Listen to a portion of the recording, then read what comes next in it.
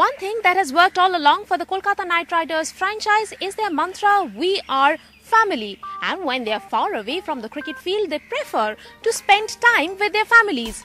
On a day like this, some donned the role of a good father, some a good husband, some even had good wives. Take a look at what the Knights have been up to.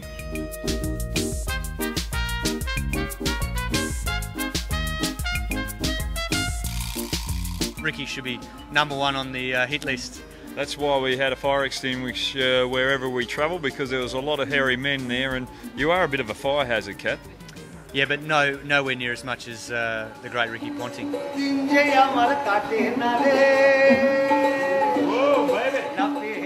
It was time for the Knights to let their hair down at the Vedic village, 30 kilometers off Kolkata. Though some of the Knights beat the heat and stayed indoors, others decided to have some fun in the sun.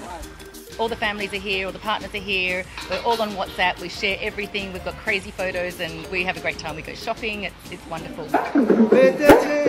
But even during a family day out, it's never easy to keep the boys away from cricket and some cricket talk. Are you a little bit concerned with the momentum change in the last couple of games with us? So everyone knows that it's going to be tight at the end of the season, so we've got to make sure, and not about winning two, we've got to try and make sure we win more than that and hopefully go into a finals campaign with a fair bit of momentum.